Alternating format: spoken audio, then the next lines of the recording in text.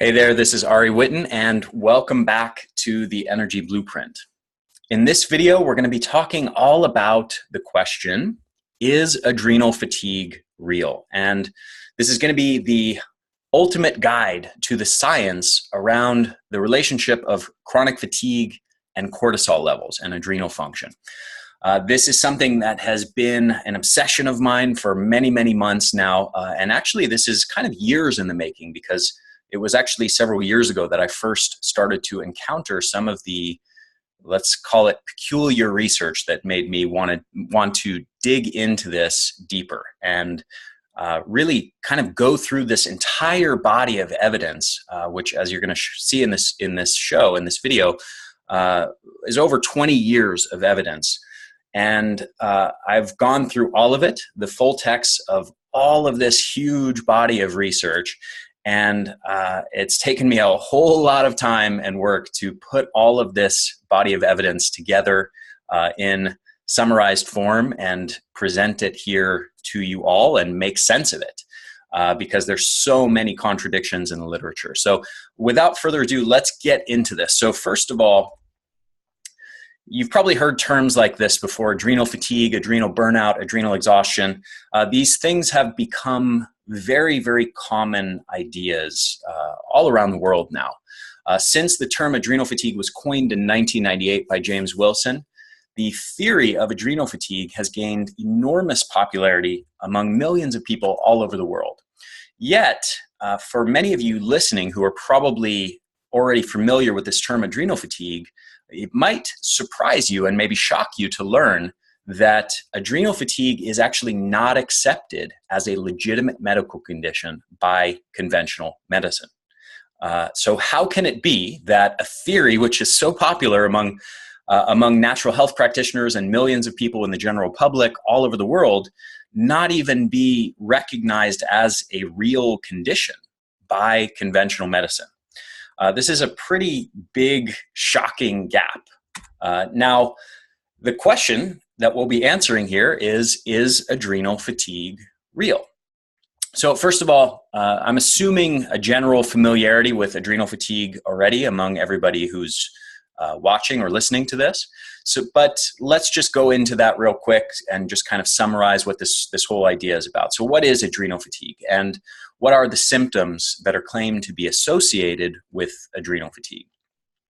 Well, this theory really has emerged based on a researcher named Hans Selye's work from the 1930s, 40s, and 50s, where he basically did testing on lots of lab animals put under very extreme stresses. And he developed a model to explain his observations and what he felt was going on.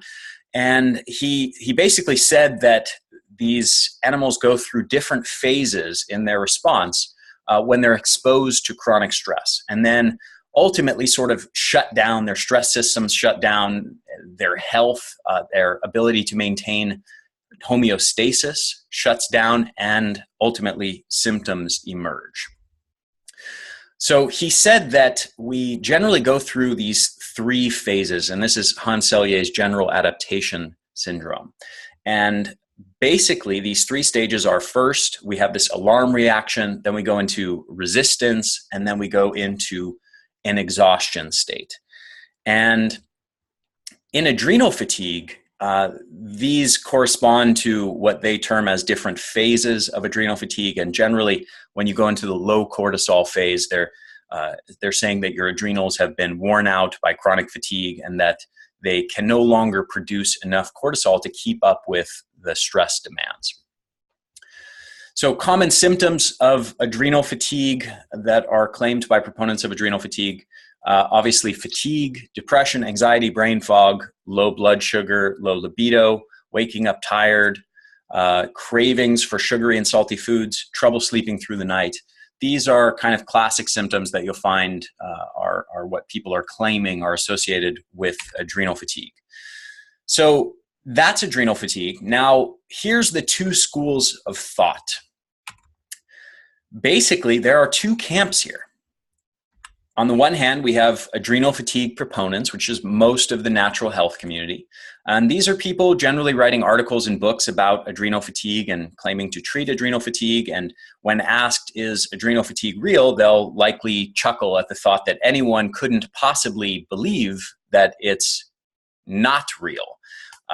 And because, of course, they are doing cortisol testing and diagnosing people with adrenal fatigue and then putting people on treatments for adrenal fatigue, and oftentimes see good results from those things. So in their mind, obviously, this syndrome, this condition is a very real thing, unquestionably.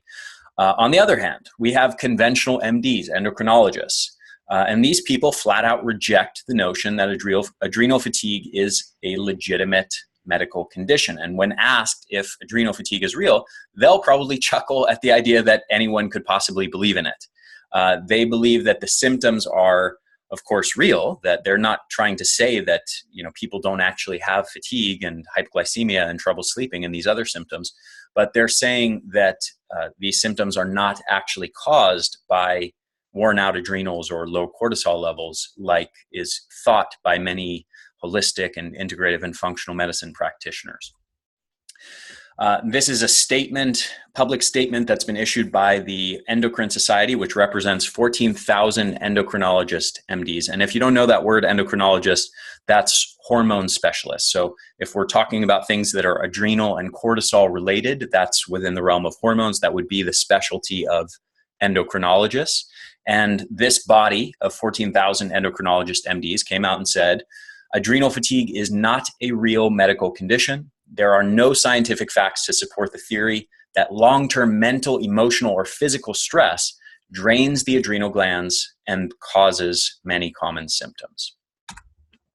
So this should be kind of a shocker for many people watching this who are, kind of believers in the adrenal fatigue thing. It may be quite shocking to realize that basically all of conventional medicine rejects the basic notion that this is even a real thing.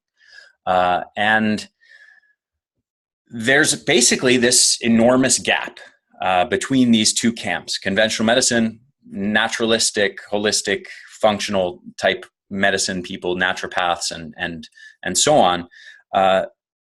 And there's no way to bridge this gap based on where these people, these two views. There's an enormous gap in their perspective about whether the whole theory of adrenal fatigue has any basis in reality or not. So our purpose here is to examine the studies, examine all of the research that's relevant to this question, and come up with an answer as to whether the science supports or doesn't support the idea that adrenal fatigue is a real thing. So real quick, the story behind why I developed this guide to the science around is adrenal fatigue real, and why I became interested in this. So within the natural health community, we've all been told this narrative of how our adrenal glands and cortisol control our energy levels and are the cause of chronic fatigue. And I myself was brought up within the natural health communities from a very young age. And for over 20 years, I was reading books and articles about adrenal fatigue and having mentors and other health practitioners teach me about adrenal fatigue and teach me how to, diagnose it and how to treat it and so on. And that was my education. And so I was coming into this really under the belief that adrenal fatigue is unquestionably a real thing. And it's silly for anyone to even question it. I mean, there are dozens of books written about it. There are thousands of articles that are written about it. How could anybody question this thing? And then we have obviously ways of diagnosing this. We can measure a person's cortisol levels, and if they have low cortisol levels, that's clearly telling us that adrenal fatigue is a real thing. So it was very odd to me at the time that anyone could even question this idea of adrenal fatigue. So when I saw how many conventional MDs were brushing off the whole thing as nonsense and quackery, I had an idea to basically use the scientific evidence to prove that adrenal fatigue was indeed a real thing. So my goal was very simple. I wanted to write a book that proved scientifically that adrenal fatigue is a real, legitimate medical condition, and that it's rooted in science. And I also wanted to prove scientifically that adrenal fatigue is indeed the primary cause of chronic fatigue or burnout. So what I did at the time, and this was several years ago, I dug into basically every study that I could find on the link between cortisol levels and fatigue. And it was a process that took over 6 months of digging through the full text of hundreds of studies.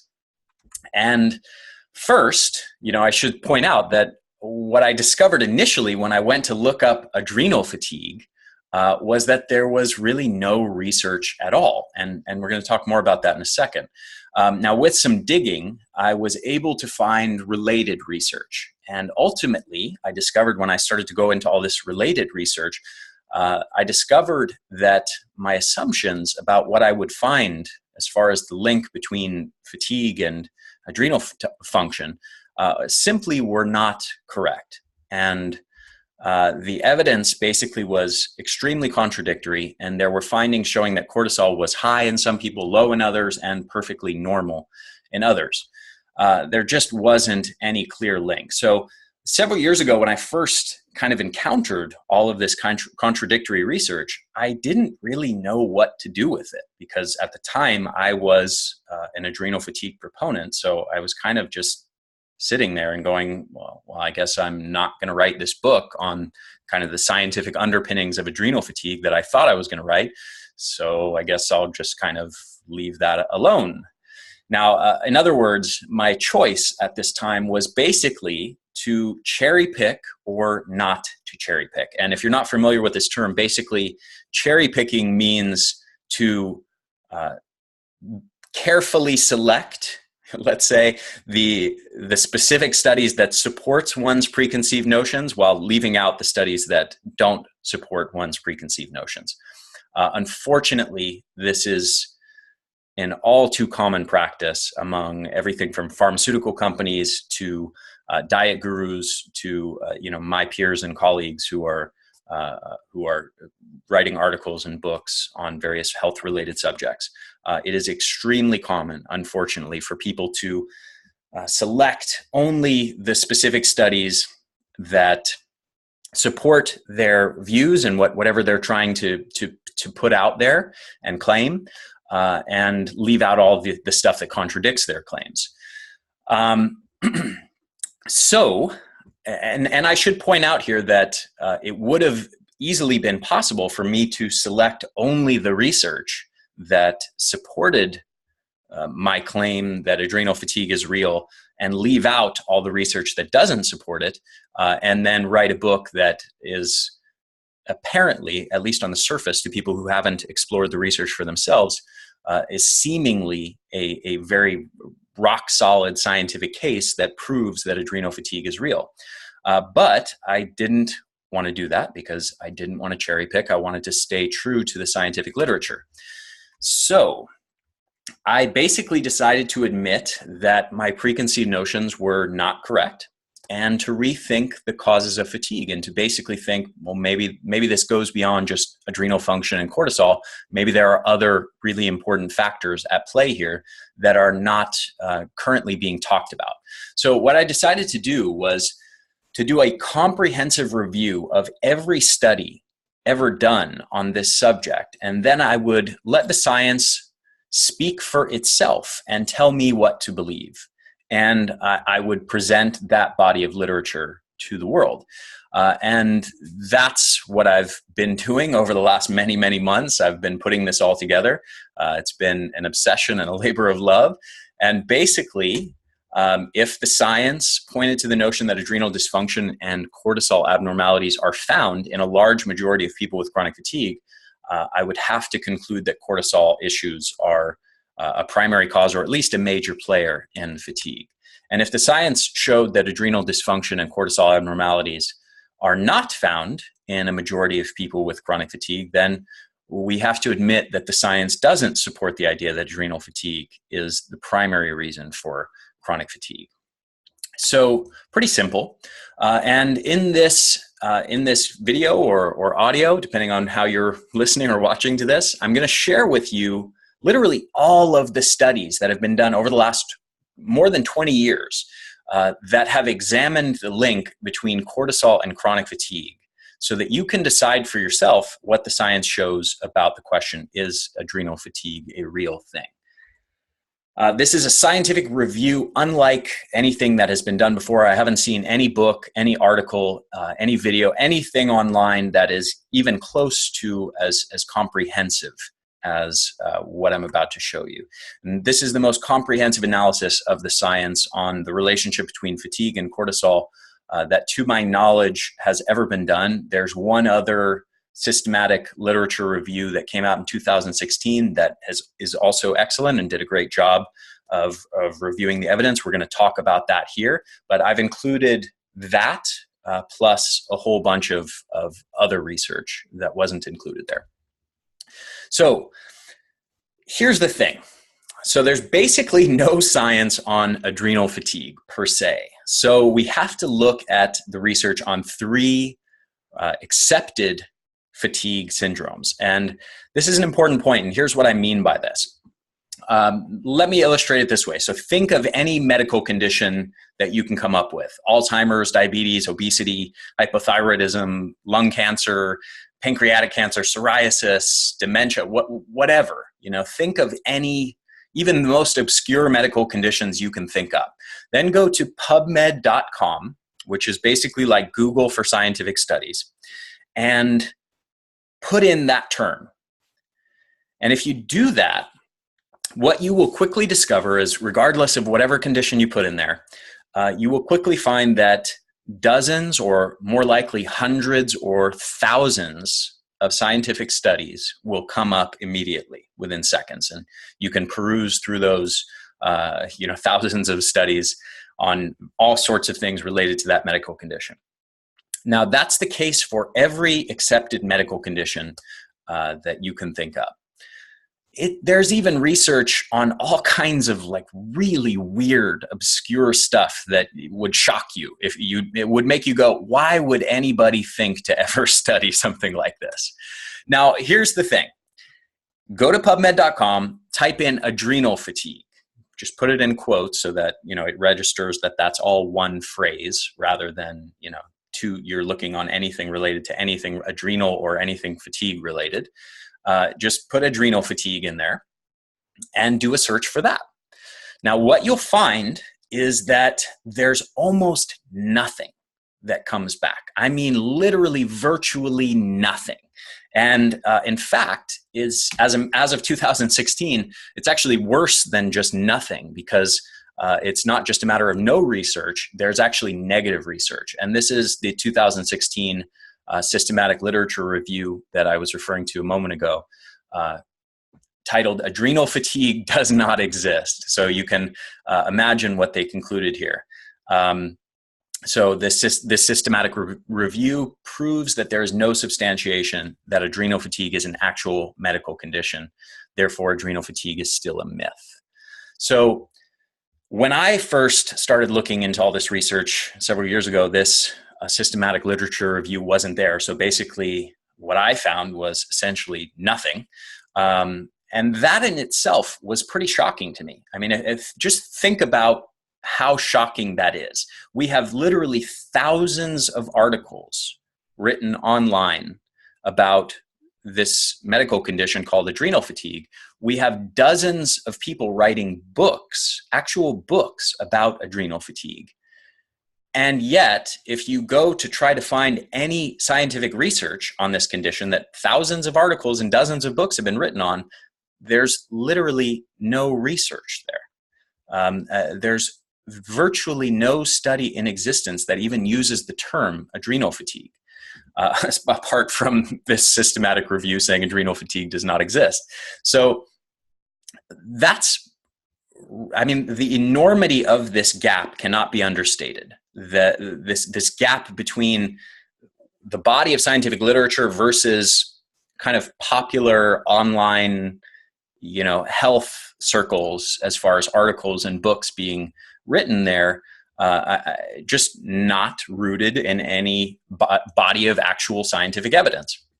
So when I encountered that there's basically no research there, I didn't really know what to do at first. And there's nothing on adrenal fatigue. There's no, when I was trying to write this book kind of on the scientific underpinnings of adrenal fatigue initially, and I encountered that there's no research on adrenal fatigue. I mean, what the heck am I supposed to do in that situation? There's nothing there to write on. Now, shortly after, with some digging and some creativity, I figured out that if I put in terms related to like cortisol and fatigue, or HPA axis function and fatigue, and by the way, HPA axis is the hypothalamus-pituitary-adrenal axis, which is the two brain regions and the adrenals together. It's kind of the whole stress response system, the HPA axis, so hypothalamus-pituitary-adrenals. So I started to put in cortisol or HPA axis and fatigue or chronic stress and burnout, things like that. And basically what I discovered is that there are actually 3 legitimate recognized medical conditions that are supported by the scientific evidence and that are accepted by conventional medicine. And those are burnout syndrome, vital exhaustion, and chronic fatigue syndrome. Also, fibromyalgia is in there as well. It's oftentimes lumped together with chronic fatigue syndrome because they share a lot of symptoms. So 3 or arguably 4 different conditions. And here's the cool part. While there isn't really any science that one can look to on the subject of adrenal fatigue per se, there's no research there. The cool thing is that we actually can figure out whether this adrenal fatigue theory is legitimate based on looking at these 3 other accepted fatigue syndromes. So just to go over this real quick, just to point out that these are very relevant to the concept of adrenal fatigue. If we look at the symptoms of burnout syndrome, they're almost identical. They have a huge overlap between the symptoms claimed for adrenal fatigue. Vital exhaustion, a lot of overlap there. This vital exhaustion is also alternatively called exhaustion disorder in some literature. And then symptoms of chronic fatigue syndrome. So again, we see lots and lots of overlap between the symptoms here and the symptoms claimed for adrenal fatigue. Now, one other thing, and this is a bit of a digression on this point, that I'll go into with regards to the overlap of chronic fatigue syndrome and adrenal fatigue. This is something that is almost never talked about because most people are either operating in a paradigm where they believe in adrenal fatigue or chronic fatigue syndrome. So if someone walks in with chronic fatigue and a number of other symptoms to an acupuncturist's office or a chiropractor's office or a functional medicine doctor's office versus a conventional MD's office, they may walk in with the exact same symptoms and walk away with 2 very different diagnoses. One is going to label them with adrenal fatigue. The other one's going to label with chronic fatigue syndrome. So interestingly, there was a website that has taken data from a CDC, Centers for Disease Control survey that was done with a group of people with chronic fatigue syndrome. And basically all they did was they took all these primary and secondary symptoms of chronic fatigue syndrome. So, obviously fatigue, muscle pain, problems with sleep, brain fog, things to that effect. And they just took all these symptoms and they just asked these people with chronic fatigue syndrome, do you have this symptom? Do you have this symptom? Do you have this symptom? So what they created was a bunch of different percentages. So, 65% said they had problems with sleep, 80% said they had brain fog, 65% said they had muscle pain, 65% said they had joint pain, and so on, for all these different symptoms. Now, there was actually an adrenal fatigue blogger who decided to poll his own audience. an audience of people who were either diagnosed with adrenal fatigue or suspected that they had adrenal fatigue, or kind of self-diagnose themselves, which is what a lot of people do now, because they look up these symptoms and they've heard of this kind of idea of adrenal fatigue. So they go online and they say, oh, those symptoms sound like my symptoms. So there's a lot of kind of people just kind of self-diagnosing themselves. So he took this audience and he basically asked them the same survey questions as the CDC gave to the people with chronic fatigue syndrome. And what you see on the screen here, if you're watching this, is the results, of that survey. And basically what you can see here is that the percentages of people in the adrenal fatigue group are reporting that they do have these symptoms, so brain fog, problems, sleep, muscle pain, fatigue, on and on and on. The percentages are almost identical. Okay, and these are the primary chronic fatigue symptoms here on this screen, and then here's the secondary symptoms. So you can see across the board, they're almost all identical. So the point being that there is a huge amount of overlap in the symptoms between these two conditions. So again, if you have some of these symptoms, you go to a chiropractor or a holistic health practitioner or something to that effect, you'll probably walk away with an adrenal fatigue diagnosis. If you go to an MD, assuming your symptoms are severe enough, then you'll probably walk away with a chronic fatigue syndrome diagnosis, or maybe a burnout syndrome diagnosis. Now, one more point on this. Consider the fact that there are no clear diagnostic tests that specifically will discern between chronic fatigue syndrome or adrenal fatigue. A huge proportion of people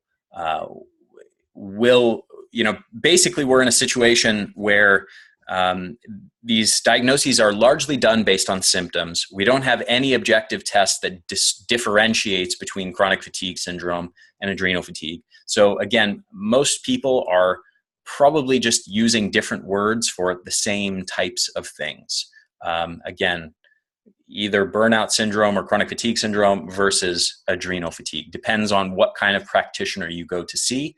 That is the biggest determinant of what label you will walk away with as far as what they're saying your symptoms are. Now, again, while there's virtually no research in existence on adrenal fatigue, there's actually a huge body of scientific evidence from over 20 years of research examining the relationship between these different fatigue syndromes that I just mentioned and adrenal function, HPA axis function, and cortisol levels. So in other words, what I'm saying here is, while there aren't any studies that specifically use the term adrenal fatigue, there's actually a huge body of evidence that has essentially tested this adrenal fatigue theory. They've looked at people with burnout syndrome or stress-related exhaustion disorder or chronic fatigue syndrome and looked at their adrenal function, their HPA axis function, their cortisol levels, and based on that, we can evaluate whether the adrenal fatigue theory is legitimate or not. So, is adrenal fatigue real? Here is the answer from over 20 years of research examining the cortisol and fatigue link. So as a whole, the research looking at these three fatigue syndromes and their relationship with adrenal function and cortisol levels is all over the place and is massively contradictory. Some studies show high cortisol levels in the morning, or lower in the morning, or higher all day long, or lower all day long, or lower in the morning and higher at night. And the majority of studies actually show, believe it or not, that there is no difference whatsoever in cortisol between people who are burned out or chronically fatigued compared to those who are perfectly healthy. In addition, there are even studies which have examined the same people during and after recovery from burnout or chronic stress or chronic fatigue, which have found decreased cortisol levels as symptoms improve, increased cortisol levels as symptoms improve, and no change in cortisol levels as symptoms improve.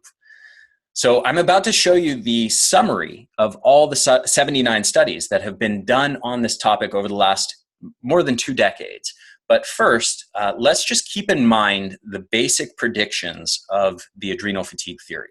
So if adrenal fatigue is a real thing, it would mean that when we look at the research, we can expect to find a few things. There are some basic predictions that come out of the adrenal fatigue theory that we should really expect to find when we evaluate the research that has examined the link between cortisol and some of these chronic fatigue syndromes or burnout syndrome. So these simple predictions will tell us if adrenal fatigue is a real thing or not.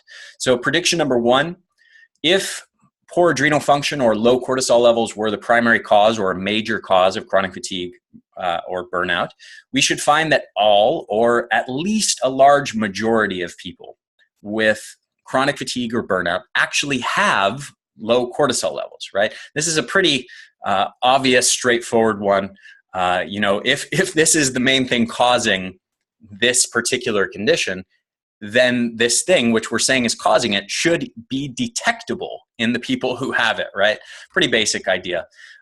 If poor adrenal function and low cortisol levels were a cause of chronic fatigue and burnout, we should find low cortisol levels at the onset or early stages of these conditions.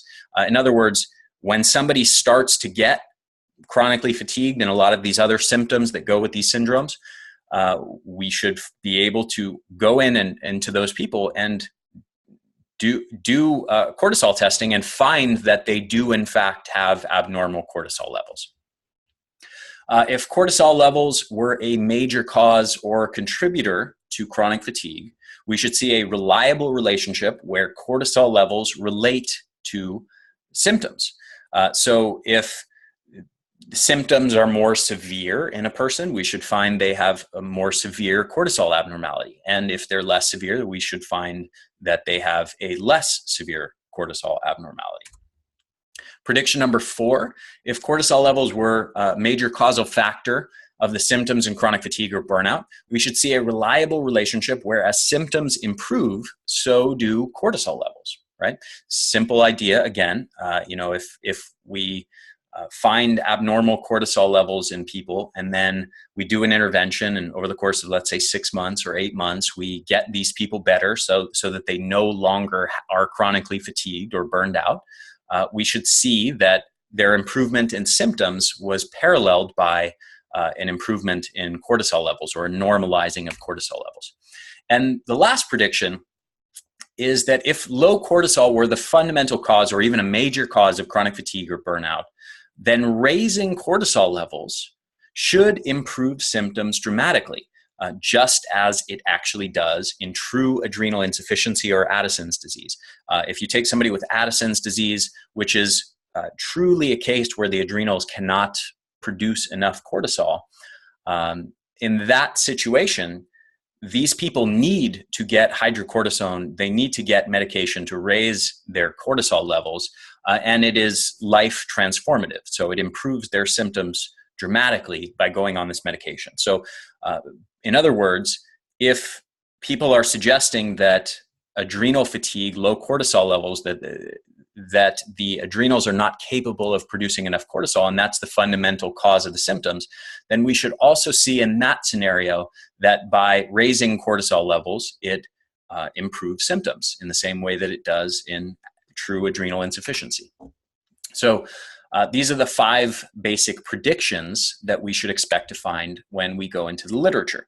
So now let's actually go into the scientific literature. What do the 79 studies that have been done over the last more than 20 years, what do they say about the link between cortisol levels and fatigue? Let's take a look. So I've compiled all of this research into a table here so you can see for yourself. And if you go to my website, theenergyblueprint.com, and the blog page for this article, then you can go through all of this yourself if you'd like to go through it slowly. I'm going to go through this relatively fast. On the left here, you see the name of the study, and I also have links to all of the studies on this page. These little A1 and A2, these are the reference numbers. So you can go to the bibliography if you want to check any of the sources here and go look at the research yourself. But the study name is here. And then the findings of cortisol and adrenal and HPA axis function is here. So in summary form, basically, here's what this looks like. And if you can't see this, I'm just going to read this so you get the basic idea. So starting in 1995 to 2017, all of the research is here.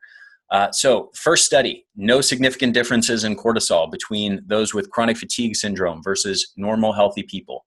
Next one, no significant differences in cortisol between those with chronic fatigue syndrome versus normal healthy people. Next one, no significant differences in cortisol between those with chronic fatigue syndrome versus normal healthy people. Next one, no significant differences. Next one, lower morning cortisol in people with chronic fatigue syndrome. Next one, lower morning cortisol in people with chronic fatigue. Next one, no significant differences in cortisol between those with chronic fatigue syndrome versus normal healthy people. Next one, no significant differences. Next one, no significant differences. Next one, no significant differences, actually slightly higher morning cortisol in those with chronic fatigue syndrome. Next one, no significant differences in cortisol between those with chronic fatigue syndrome and normal healthy people. Next one, slightly higher cortisol in people with chronic fatigue syndrome. And keep in mind, when I'm talking about slightly higher, slightly lower, even the studies that find abnormalities here, they're often extremely slight. These are not big differences like you'd find in somebody whose adrenals are actually incapable of producing enough cortisol. We're talking about very slight, usually barely statistically significant differences compared to normal healthy people. Next one, higher morning and afternoon cortisol in those with burnout versus normal healthy people. Next one, lower morning cortisol in those with burnout versus normal healthy people. So you can see from one to the next, 2 studies on burnout done in 1999. One is saying high, one is saying low.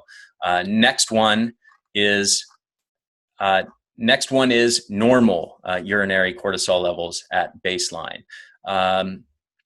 Next one, lower cortisol in people with chronic fatigue syndrome. Next one, no difference in cortisol. Next one, lower cortisol in people with burnout. Next one, higher morning cortisol. Next one, fatigue not related to cortisol levels. Next one, higher cortisol levels in fibromyalgia. We've now gone through close to 10 years of research there. Only very slight differences in cortisol levels in those with chronic fatigue syndrome versus normal healthy people. And I've put screenshots here. If you're watching the video, these are the screenshots from the actual study. So you can see that these are, oftentimes they're finding no differences or barely statistically significant differences. You can actually see that these are very minor things in general. No change in cortisol accompanied the symptom improvement in the next study. Higher cortisol levels in women with burnout, higher cortisol levels for males with burnout, but people with severe burnout did not differ from normal healthy people. So people with moderate burnout, men and women, had higher morning cortisols, but the people with the most severe burnout actually had the same cortisol levels as people who were perfectly healthy and normal and had no fatigue.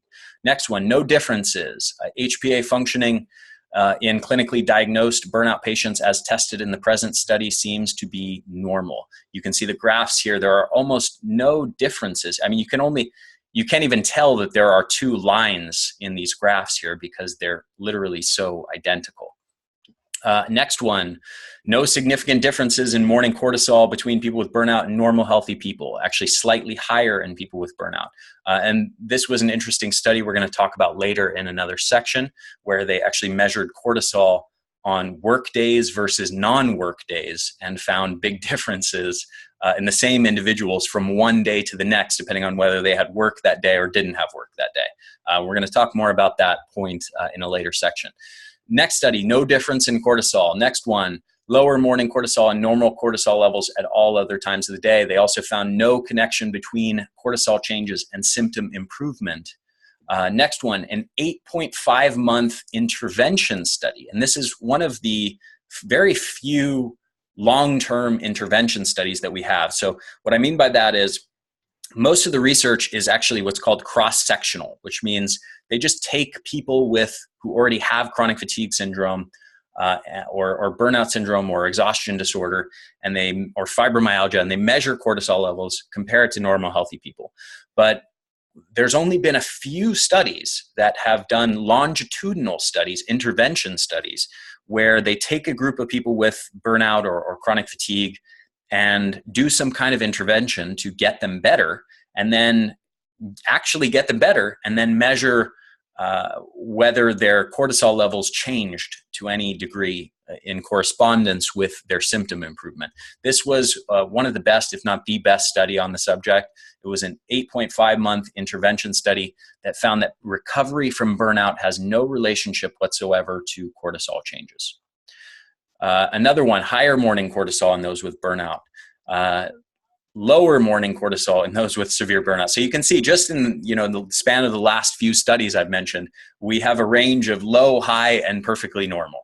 And the next one, no significant difference. Next one, no significant difference. Next one, no significant difference. So on and on and on. I'm not going to go through every one of these, but you guys get the idea. This keeps repeating throughout this entire rest of this, all the research. This is an interesting study where they found women with chronic fatigue syndrome had lower morning cortisol. Men with chronic fatigue syndrome had higher morning cortisol. So you can take the exact same syndrome, and depending on whether you're a man or a woman, you're going to have totally different cortisol levels. Another one, no difference. You can see the graphs here. Here's another one that found high morning cortisol is associated with fatigue and burnout, and they found that a rhodiola rosea intervention, that's an herb, adaptogenic herb, lowered morning cortisol, and that this lowering of morning cortisol correlated with improvement in symptoms. So, again, the contradictions in this research abound. There are some people trying to claim it's low morning cortisol levels, and that by raising cortisol levels, you will improve symptoms. There are studies that have shown that people have high cortisol levels to begin with, and that by lowering their cortisol levels, you'll cause symptom improvement. So there's just a huge amount of contradictions here. There's no consistency in the literature at all. People with burnout had higher cortisol levels. People with vital exhaustion had the same cortisol levels as healthy people. So in the same study, they're finding it. No significant difference. Lower morning cortisol in fibromyalgia. Higher cortisol levels, no difference in cortisol in people with chronic fatigue versus normal healthy people. Slightly higher morning cortisol. Burned out people did not show different morning cortisol than normal healthy people. Cortisol levels didn't change during treatment for stress-related exhaustion. Thus, the researchers concluded morning cortisol is not a valid marker for stress-related exhaustion. Adolescents with chronic fatigue syndrome have mild low cortisol levels, grouped people into different subtypes of burnout and found slightly different cortisol profiles. No difference, higher, lower, dramatically higher in one study. Lower morning cortisol for women, lower overall morning cortisol for men, but higher cortisol upon awakening. No significant differences. Here's another intervention study, found improvement in symptoms, but didn't correlate with any change in cortisol. And then now we're getting to the end here, intervention study in people with fibromyalgia that created big improvements in symptoms, but those improvements did not relate to any changes in cortisol. You can see the graph here showing that there's basically no changes. And the final one, as of 2017, slightly higher morning cortisol in those with chronic fatigue syndrome, and no difference in baseline cortisol levels. So that's the body of literature from 1995 to 2017. I just took you, in the last few minutes, I just took you through something that took literally months of work to go through all of this and put all of this together. And as you can see, there's no clear consensus. The literature is all over the place as far as what it's saying. I also have listed out the other 20 systematic literature reviews, which are basically studies of the studies. So what I just took you through are the 59 individual studies that have been done from 1995 to 2017. There's also 20 systematic literature reviews that have been done by research to essentially do the same kind of thing that I'm doing here. They're reviewing all the studies and trying to make sense of it. So studies of the studies. And starting in 2001 to 2016, we have 20 systematic literature reviews. So I also have those listed out here. They pretty much all find cortisol abnormalities are not found in the majority of people with chronic fatigue or burnout. And they usually conclude that the studies are inconsistent, and that they note that the studies, some show high, some show low, and most show no abnormalities at all. This one study gave an interesting number. It's one of the few that has actually given a number. They said 1/3 of the studies reporting baseline cortisol found it to be significantly low, usually in 1/3 of patients. So in other words, these abnormalities are not detected at all in the vast majority, more than 2/3 of patients with chronic fatigue syndrome in this case. No clear connection between cortisol levels and burnout. Contradictory studies overall, but most common finding is underactive HPA axis. So again, just contradictions all over the place. This one in 2009 on burnout said the observed direction, high or low cortisol, remains still inconsistent, and even some very well conducted studies could not find any associations between burnout and HPA axis dysregulations. Studies are conflicting, and thus the actual dysfunction, if it exists at all, is likely very small. Meta-analysis showed no differences for cortisol awakening response and cortisol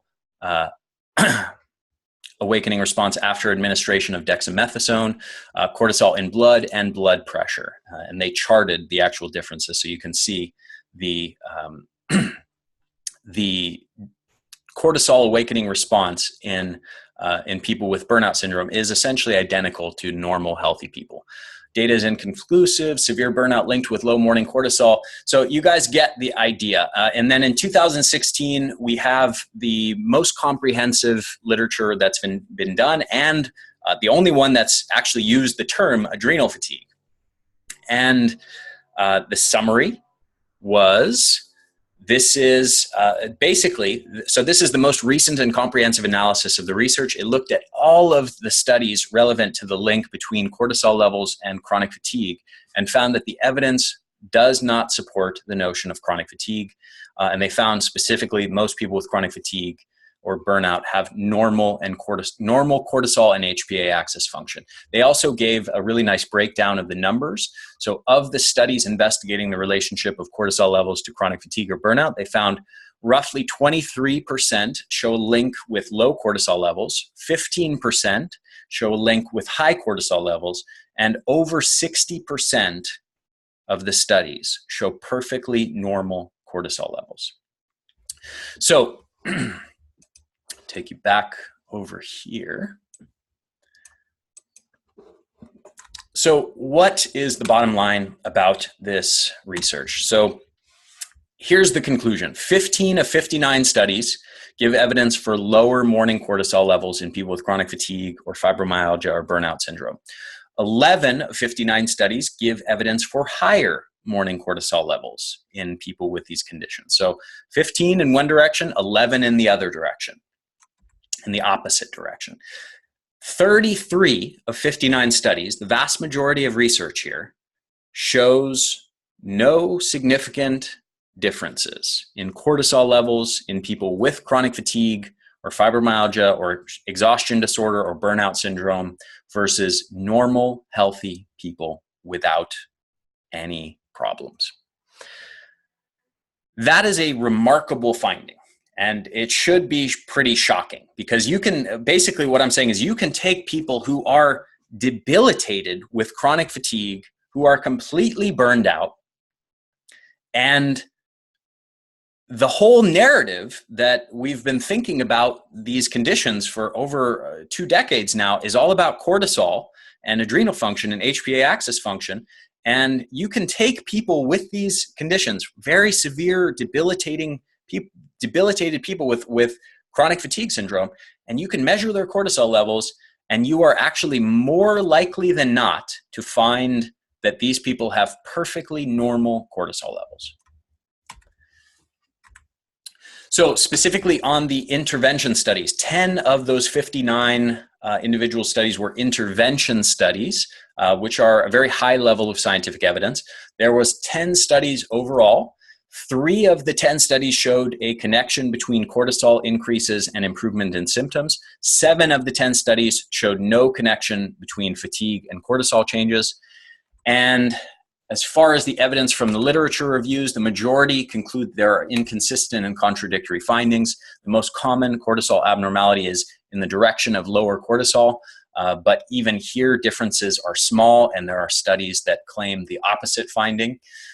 There is no specific cortisol pattern or change in the HPA axis function that is unique to chronic fatigue or burnout. There is no specific changes that we find in the cortisol pattern or an HPA axis function or an adrenal function that are in any way unique to chronic fatigue syndrome or burnout. These same changes can also be found in a huge portion of other people with many other totally different unrelated conditions. And in addition to that, these changes can also be found in normal, healthy people who have simple lifestyle factors going on in their life, like they don't sleep enough, or they're night owls, or they're overweight. And we're going to get more into the specifics on that later, and because that's actually a very important point. But just to wrap this up, the majority of people with chronic fatigue or burnout have no adrenal or HPA axis dysfunction and have normal cortisol levels. Let's take a quick, deeper look at some of the most revealing research on the cortisol and fatigue link. This is a systematic literature review, which is the highest level of scientific evidence on burnout, the neurobiology of burnout, the HPA axis, and other findings. When taken together among all the studies that investigated HPA axis function and burnout, 3 support an increase in HPA axis functions in burnout, which is, you can think of that as high cortisol. 5 support a decrease in HPA axis functions or low cortisol, and 11 did not support a significant relationship. So 3 in one direction, 5 in the other, and then 11 say there is no relationship, the majority of studies. They concluded the pioneering studies that focused on the relationship between burnout and dysregulation of the HPA axis have yielded inconsistent results. Data from subsequent studies with improved designs suggest that there is no HPA axis dysregulation in burnout. Another one, the HPA axis and the genesis of chronic fatigue syndrome. And this is one of the most impressive systematic literature reviews that's been done on this subject. Recent prospective studies of high-risk cohorts. What that means is people who are at very high risk of developing chronic fatigue syndrome. So it might be people who are sedentary, or people with insomnia, things like that, or people with depression. So prospective studies of those groups suggest that there are no HPA axis changes present during the early stages of the genesis of fatiguing illnesses.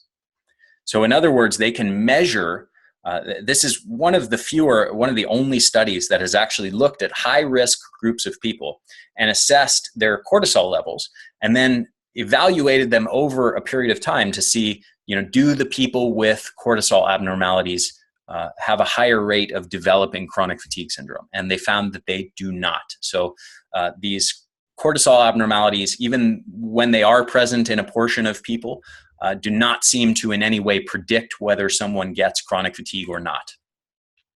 In summary, evidence suggests that although there is HPA axis disturbance present in subjects with operationally defined CFS, it is not present before the onset of chronic fatigue syndrome or during the early phases of illness, but develops once the illness has taken a more chronic course. So in other words, it's not present when somebody first develops this condition, and then only later on, deep into the condition, now it starts to become present.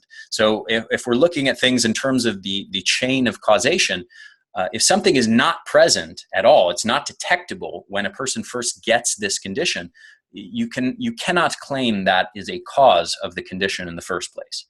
And we're going to talk more about this later on, because this is an important point. They concluded a reversed direction of causation.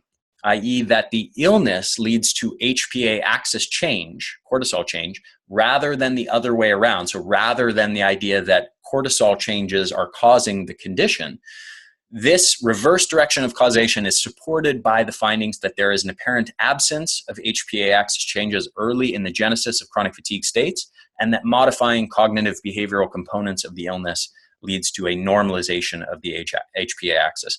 In other words, you can do various cognitive behavioral interventions that normalize cortisol levels, but you don't necessarily fix the chronic fatigue condition. So in other words, any HPA axis or cortisol abnormalities can be dissociated from the condition and from the symptom of chronic fatigue. So is adrenal fatigue real? Summary of the findings. First big point here, the majority of people with chronic fatigue and burnout appear to have perfectly normal cortisol levels. Okay, this is a really important point to grasp because cortisol abnormalities can't possibly be the cause of a condition when they aren't even detectable in the majority of people with that condition. The overall body of evidence is contradictory. We've already talked about this. Studies find high, low, and perfectly normal cortisol levels in people with chronic fatigue or burnout. More than 20 years of research, 59 studies and 20 systematic literature reviews have failed to generate any kind of consensus about whether or not cortisol and HPA abnormalities even exist at all in chronic fatigue and burnout, let alone if there's any specific cortisol or HPA axis abnormality that is unique to these conditions. The majority of studies find that it doesn't even exist in the majority of people with these conditions. A subset of people with chronic fatigue or burnout have low cortisol levels and blunted HPA axis activity. So also a slightly smaller subset appear to have higher morning cortisol levels and hyperactive HPA axis. But if in the people who actually do have cortisol abnormalities, the most common one is in the direction of lowered cortisol levels. And just remember that, first of all, these changes are slight. We're not talking about huge changes. We're not talking about low cortisol levels on par with true adrenal insufficiency or Addison's disease, where the adrenals actually do have an inability to produce enough cortisol. And also remember that the majority of people have perfectly normal adrenal function and cortisol levels. So next one, cortisol and HPA axis dysfunction, even when they do occur in some people, are not present at the onset or early stages of the condition and thus are not likely to be causal. But it's certainly feasible that when cortisol abnormalities do occur in a minority of people that have them, they may act as a perpetuating factor in the condition that makes recovery more difficult. That's certainly possible, though even that's contradicted by some literature. We'll get into that later. There is no specific change or pattern of HPA axis function or cortisol levels in either chronic fatigue syndrome or burnout syndrome. There is a lack of longitudinal evidence that links cortisol changes to either worsening or improvement of chronic fatigue, and we mentioned some of that research before, basically showing that these two things can be completely dissociated. In other words, someone may have severe chronic fatigue and have perfectly normal cortisol levels and HPA axis function, or you can take people who do have a cortisol abnormality, you can help them recover and get a lot better and measure their cortisol levels and find that their cortisol levels haven't changed at all. So there doesn't seem to be any clear relationship between the cortisol levels and the actual symptoms. So it's unlikely that the symptoms are being caused by the cortisol levels. Does the research support the predictions of adrenal fatigue or not? So you remember we talked about these 5 predictions.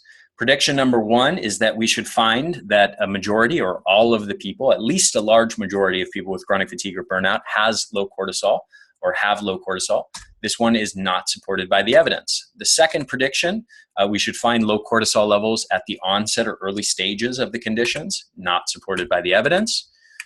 Number 3, we should see a reliable relationship where cortisol levels relate to symptoms, not supported by the evidence. We know that somebody with more severe conditions may have high, low, or perfectly normal cortisol levels. And prediction number 4, we should see a reliable relationship where as symptoms improve, so do cortisol levels. We already know that's not supported by the evidence. And number 5, then if low cortisol were the fundamental cause or a major cause of chronic fatigue and burnout, then fixing the cortisol levels, raising cortisol levels through medication like hydrocortisone should cause a dramatic improvement in the symptoms. Pretty simple, right? If the low cortisol levels are the actual cause of the symptoms, then fixing the cortisol levels should fix the symptoms, or at least cause a very significant benefit in the majority of people. Just as we know that it actually does in true adrenal insufficiency or Addison's disease. So these are the 5 predictions. They're all not supported by the evidence. Now, there are a number of other big problems with the theory of adrenal fatigue. Problem number 1, giving people with fatigue extra cortisol does not fix their symptoms and can actually make them worse in the long run. And this is the last prediction I was just alluding to. So this idea, this whole, kind of really the origins of this whole adrenal fatigue idea have actually been around for a very long time. It was actually first popularized in the book, Safe Uses of Cortisol by Dr. William Jeffries. And Jeffries explained a concept called what he called the adrenal insufficiency period, which is that too little cortisol being produced by the adrenals results in all sorts of different symptoms like fatigue, pain, gastrointestinal problems, inflammation, and mood problems. And so his solution, if the problem here was too little cortisol produced by the adrenals, the solution was very simple. Administer synthetic cortisol like hydrocortisone to increase a person's cortisol levels. And this is actually a beautifully simple way of testing the validity of the theory of adrenal fatigue. If it truly is fatigued adrenals and low cortisol that are the fundamental cause of these symptoms, then increasing people's cortisol levels should make them better. And again, we have this example of true adrenal insufficiency, Addison's disease, where it actually does work this way. And so we know that this is the case. If somebody truly does have low cortisol levels, we know that by fixing the cortisol levels, it actually does cause dramatic improvement. So this is a very simple, very direct way of assessing whether it truly is fatigued adrenals and low cortisol that are causing this condition. In fact, fortunately for us, there are actually 3 studies that have tested this. So this is the first one in 1998. And basically, they found a significant improvement in 66.7% of patients taking hydrocortisone. And they found, which sounds really nice until you realize that they found 54.3% of patients taking placebo also reported benefits. There was a small improvement in a rating of global health, quote unquote, but no significant change in ratings of fatigue for people taking hydrocortisone for 3 months. Study number 2 from 1999, 1 year later, 32 patients were put on either hydrocortisone or placebo for 28 days. 34% of patients on hydrocortisone reported a significant decrease in fatigue compared with 13% reporting decreased fatigue while on the placebo. While some patients reported reductions in fatigue, the researchers concluded the majority of our sample gained little benefit from hydrocortisone, quote unquote. So first couple studies, 1998, 1999, possibly suggesting some benefit to hydrocortisone. Then in 2003, a highly tightly controlled, really well-designed, longer-term study was done with more people. And this is about as good as research gets. It was randomized, a crossover trial. It was placebo-controlled and double-blind. Okay, now, placebo-controlled, all of you obviously know what that is. Basically, one group gets the treatment. One group gets the placebo, but it thinks they're getting the treatment, or doesn't know if they're getting the placebo or treatment. It's double blind, which means neither the researchers nor the participants knew whether they were getting the treatment or the placebo. And it was a crossover trial, which is another really nice factor, because what that means is the same individuals, so rather than two different groups of people, one getting placebo and one getting the treatment, the same individuals were actually put on the treatment for a period of time and put on the placebo for a period of time.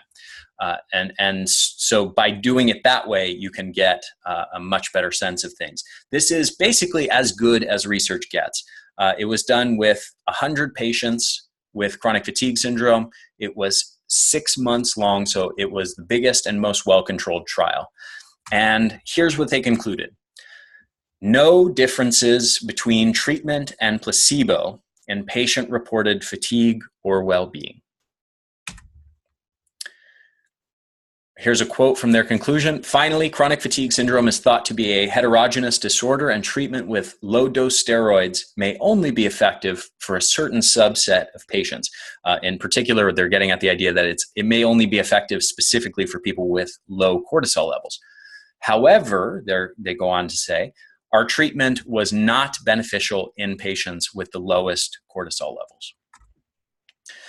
Remarkably, at the end of 6 months, they found that raising cortisol levels did not improve symptoms. There was, quote, no differences between the treatment and placebo group in patient-reported fatigue or well-being.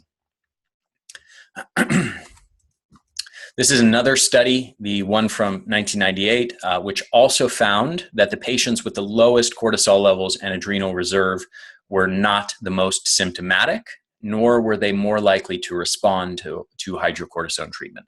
So overall, the research is very clear that hydrocortisone is not particularly beneficial in these conditions, and the best controlled trial showed that it's no better than placebo in helping symptoms of fatigue and other symptoms. So, and it's not even particularly beneficial in the people who actually have lower cortisol levels. So again, all of this research is pointing to the fact that cortisol levels do not appear to be causal, at least the primary causal factor in these conditions. And I should also point out that this is the reason why giving hydrocortisone treatment is not standard practice among conventional medicine. It's because they've done this research and they've figured out that it does not appear to reliably help people. Moreover, on top of that, there are a huge amount of potential side effects of raising cortisol levels via hydrocortisone medications.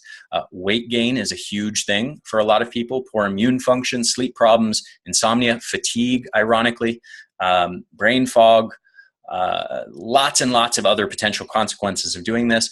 And loss of adrenal responsiveness is another big factor, because a lot of that research has found that it does suppress the body's own production of cortisol levels, which I should point out is not what you would expect if the body actually wants higher cortisol levels. So giving this medication will actually cause your adrenals to produce even less cortisol, and basically to become dependent on the exogenous, the external cortisol that you're giving it in the form of hydrocortisone.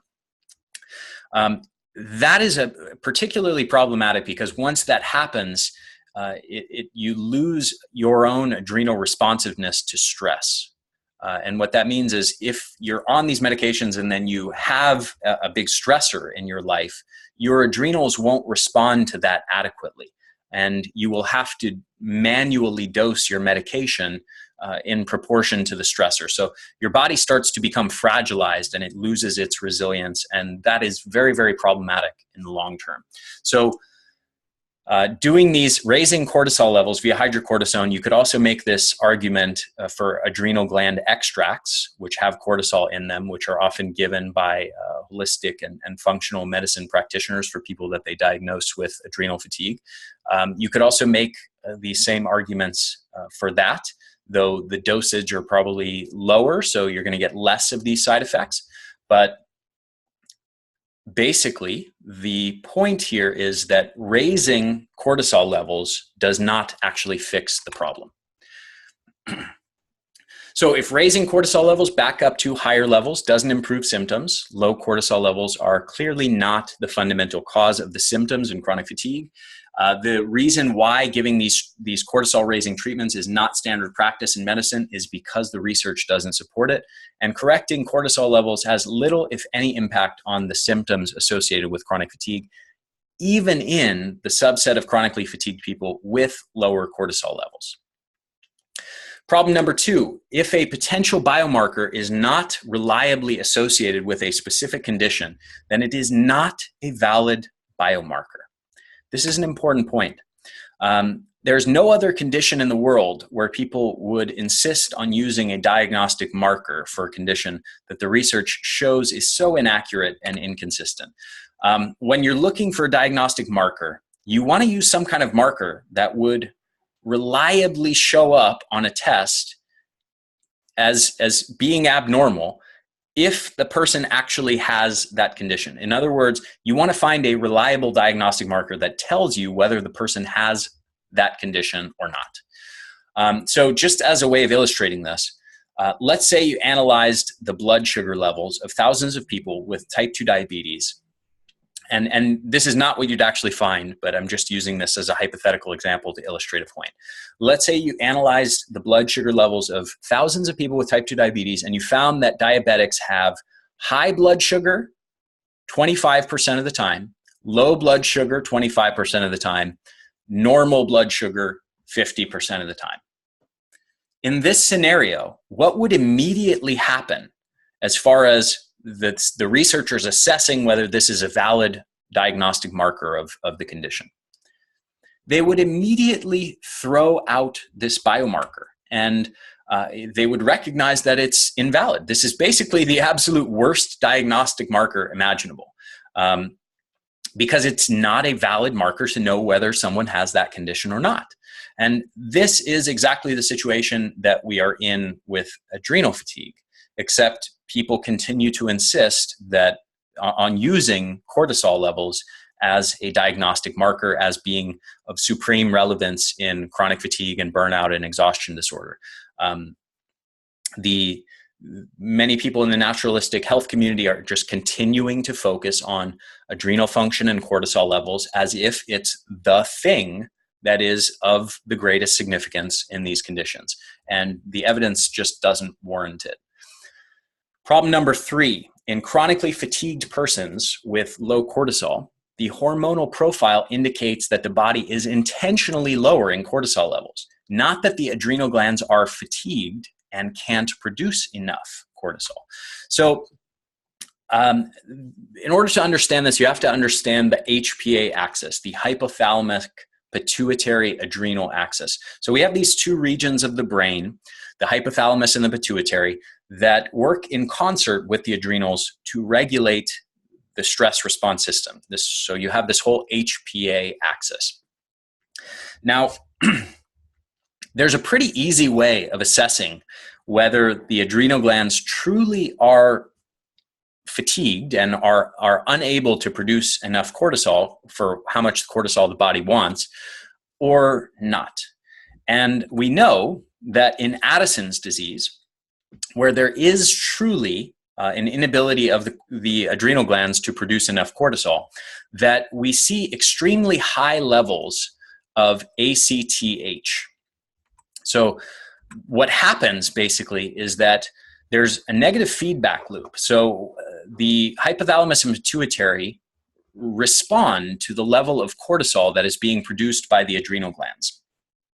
And if they detect that adequate cortisol levels are being produced, then they stop giving the signal to the adrenal glands to produce more cortisol. If, on the other hand, they sense that there isn't enough cortisol levels, and isn't enough cortisol in the blood, they respond to that lack of cortisol by producing hormones to trigger, to signal to the adrenals to produce more cortisol. So the hypothalamus produces CRH, the pituitary produces ACTH, and that ACTH then signals the adrenals, hey, we're low on cortisol, you need to produce more cortisol. So in Addison's disease, true adrenal insufficiency, and this is a recognized medical condition where the adrenals truly are unable to produce enough cortisol. In that scenario, what we see is a hormonal pattern with very high levels of ACTH and very low levels of cortisol. Now, if it were the case that the adrenals were fatigued and unable to produce enough cortisol to keep up with the body's demands, we should expect to see basically this same hormonal profile. Maybe not to the same extreme, but we should see that same hormonal profile. And we already know that we don't actually see that hormonal profile. There are several studies that have assessed ACTH and found that ACTH is actually normal in people with chronic fatigue and burnout. And we already know from all this body of evidence that I showed you that cortisol levels aren't actually low in the majority of people with chronic fatigue or burnout or exhaustion disorder. So basically, we don't actually see that hormonal profile that we would expect to see if the adrenal glands were truly fatigued and unable to produce enough cortisol. In addition, as another added point here, we already saw that raising cortisol levels via hydrocortisone to normal levels should produce dramatic benefits, just as it does in Addison's disease, and should not suppress the body's own production of cortisol. And we know that that is not the case. So, in other words, the hormonal profile here in these people with chronic fatigue and burnout does not actually support the notion that the adrenals are fatigued and can't produce enough cortisol. In other words, the body is making the amount of cortisol, apparently, that it wants to have, no more and no less. So even in the subset of people with lowered cortisol levels, it appears that the body is intentionally lowering cortisol levels. And there are a number of reasons why this would happen. There's a whole bunch of research that we could get into here, but I'm going to try and keep this relatively succinct because this is already a very long video and audio. Basically, one big factor is to allow the body's immune and inflammatory system to function in the face of threats. And there's actually research from 2016, very recent research, that has shown, that has assessed whether the HPA axis dysfunction seen in some people with chronic fatigue is a cause or a consequence. And basically what they showed is that in people with lowered cortisol levels, it is likely just a reaction to being in a chronic inflammatory state, not a reaction, not a fundamental cause of the condition itself. And they go on to say the stress crash theory, that the HPA axis hypofunction drives the activation of immune and inflammatory pathways, cannot be validated. This theory is contradicted by a number of findings, including the HPA axis hypofunction is only present in a subgroup of patients. There are no changes in HPA axis during the early stages of chronic fatigue syndrome, and the immunosuppressive effects of glucocorticoids are enhanced. So they go on to name a number of different factors here. What they conclude is that we propose that the HPA axis hypofunction in chronic fatigue syndrome may be explained by a number of mechanisms, including chronic inflammation, oxidative stress, and they go into a number of different mechanisms here. There are also potential other reasons besides sort of chronic inflammation that would cause low cortisol levels. Certain lifestyle factors will cause it. We're going to get into that in a minute. As a way to facilitate the body's healing response, I know a number of practitioners that basically kind of are on board with the idea that the body seems to just kind of want to slow everything down and kind of go into a little bit of a hibernation mode to facilitate the body's healing response. This is still very speculative and not really backed by research, but it's a nice idea that I think may very well have some truth to it. And then it's also possible, just as kind of goes with the last one, as a general part of the body's downregulation of many physiological systems in chronic fatigue. And there is actually research showing that the body seems to downregulate kind of all of the metabolic machinery in response to chronic fatigue. This was a remarkable study called the Metabolic Features of Chronic Fatigue Syndrome, done in 2016 by Robert Naviaux and his team of researchers. And basically, they showed some pretty remarkable findings that there are a huge array of different abnormalities in people with chronic fatigue syndrome. They did something called the Metabolomic study, which is imagine a super ultra comprehensive blood test that instead of assessing for 30 or 40 or 50 different markers like a standard blood test, this assesses for over 600 different markers. And they found that actually there were hundreds of abnormalities in people with chronic fatigue syndrome and a general system-wide downregulation of kind of all of the metabolic machinery. Interestingly enough, I will mention that they did also assess for cortisol, and they found normal cortisol levels in people with chronic fatigue syndrome. Problem number 4, and this is a big one. The same exact cortisol pattern that is claimed by some people to be associated with chronic fatigue and burnout is also found in people who are simply overweight, people who are night owls, people who are taking certain medications like antidepressants, or people who just haven't been sleeping very well. And this is a really important point and something that I have never heard anyone discuss, and something that, in my opinion, needs a whole heck of a lot more discussion. So a number of systematic literature reviews have concluded that although HPA axis dysfunction or cortisol abnormalities appears in some small percentage of people with chronic fatigue or burnout, there is no convincing evidence that those changes are specific to chronic fatigue or burnout, or are an actual cause of the condition, rather than being a consequence of some of the things going on in these illnesses. And several systematic literature reviews have concluded that. And what are those factors? Well, here's one: excess body fat. Turns out that there's research showing that simply carrying excess body fat will cause a lower morning cortisol response. So this is a huge confounding variable, obviously. Is it that your adrenal glands have been fatigued and are unable to produce enough cortisol levels, or are you simply carrying excess body fat? And that now by virtue of having excess body fat, you now have kind of a hormonal adaptation to that situation where you have a lower morning cortisol peak. Being a night owl. Simply being a night owl will cause a low morning peak in cortisol levels. In other words, it will mimic the exact same cortisol change that might get you, depending on who you see, might get you diagnosed with adrenal fatigue. Might cause someone to say, oh, your adrenals are fatigued, let's get you on treatment for adrenal fatigue. Well, it might just be that you're a night owl.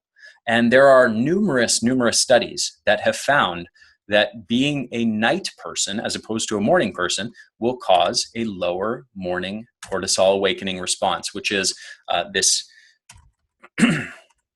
this rise and fall.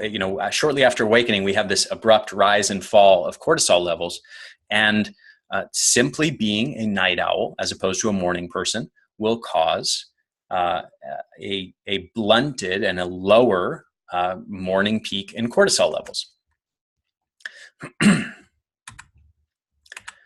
Lots of studies have shown this. Here's one, a remarkable one, that showed almost half the amount of morning cortisol levels, just above 6 here in nanomoles per liter versus around 12 in the morning type. So we're talking about, this is not just a slight discrepancy. This is a pretty massive difference in cortisol levels, not because these people's adrenals were fatigued. These people weren't even chronically fatigued.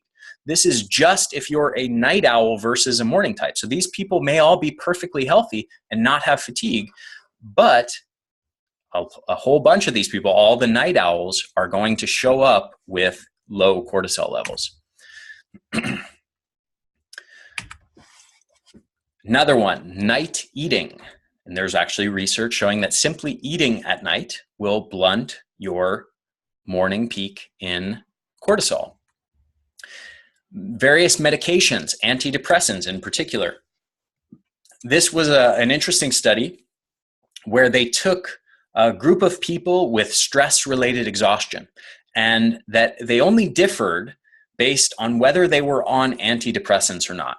And only the people that with stress-related exhaustion disorder who were on antidepressants had the low morning cortisol levels. So again, is the cortisol pattern the cause of the condition, or is it just a result of certain portion of the population in that group taking antidepressants or having excess body fat or being night owls?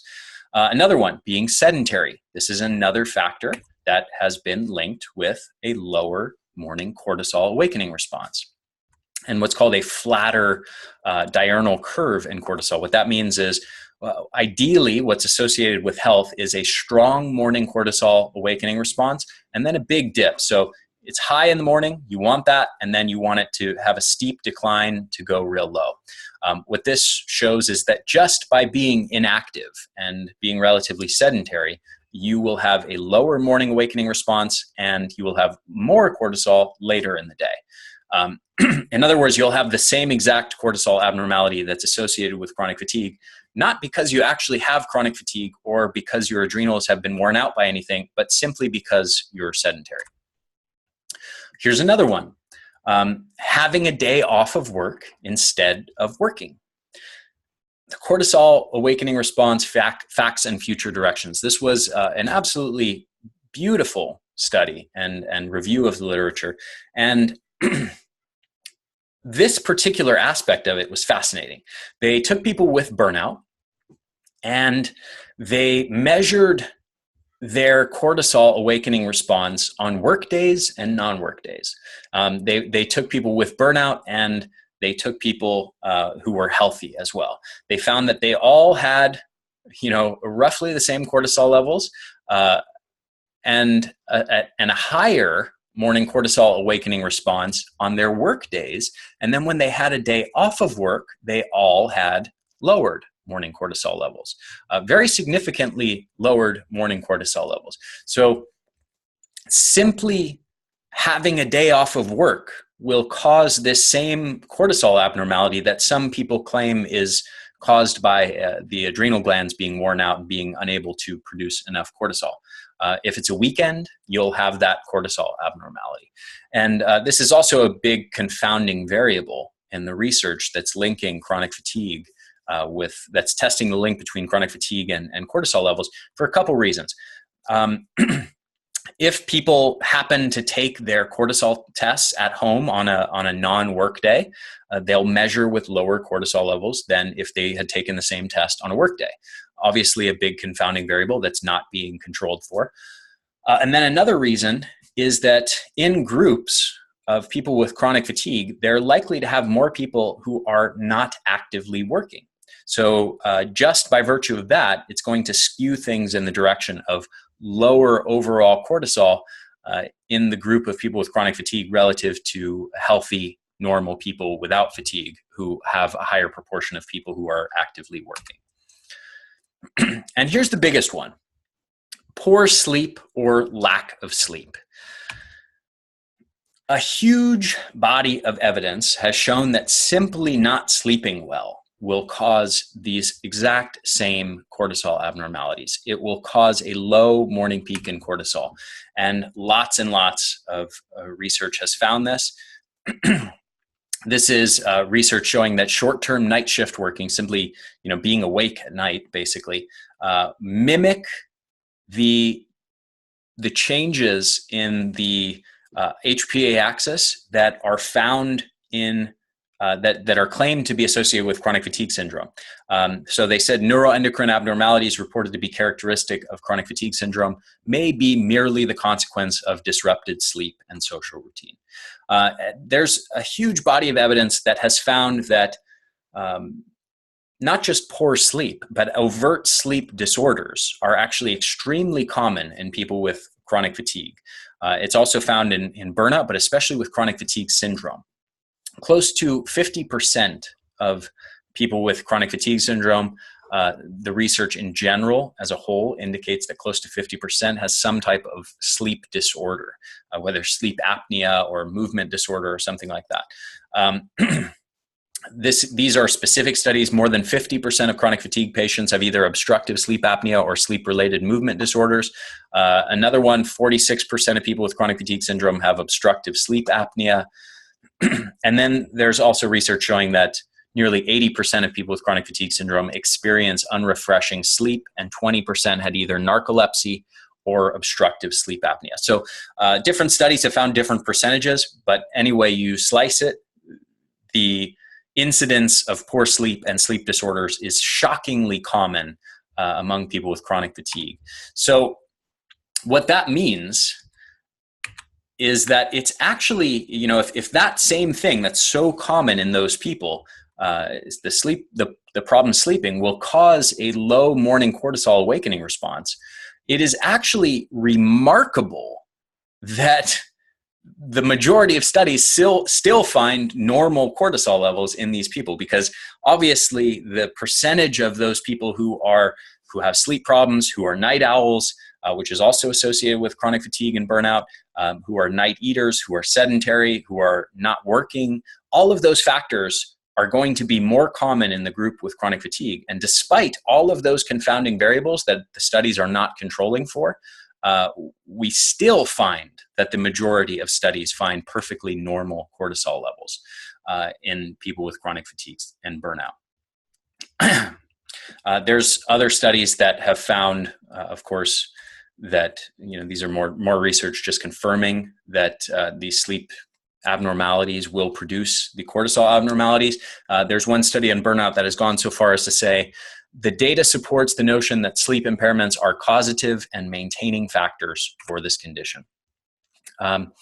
Here's another one, a review of hypothalamic-Pituitary-Adrenal axis function in chronic fatigue syndrome. They said inactivity, sleep disturbance, psychiatric comorbidity, medication, and ongoing stress experienced by people with chronic fatigue syndrome will affect HPA axis function, and the findings that HPA axis dysregulation is more prominent in patients with a longer duration of illness suggest that the endocrine changes, the hormonal changes, may be secondary. In other words, they may arise as some of these factors I just went over, rather than being a causal factor in the whole condition, as some people think. So, making sense of the science. When cortisol levels are low in a minority of people who actually have abnormal or low cortisol levels, it's likely that it's a consequence rather than a cause of chronic fatigue syndrome. So there's 4 important facts about the cortisol patterns seen in people with chronic fatigue and burnout that we now know. First, low morning cortisol levels are not present in the majority of people with chronic fatigue and burnout. We know that most people with chronic fatigue or burnout have perfectly normal cortisol levels. Cortisol abnormalities are not present at the onset or early stages. Raising cortisol levels via medication does not resolve the fatigue, and low morning cortisol levels can be caused by simply being a night owl, being overweight, taking antidepressants, or just not sleeping well.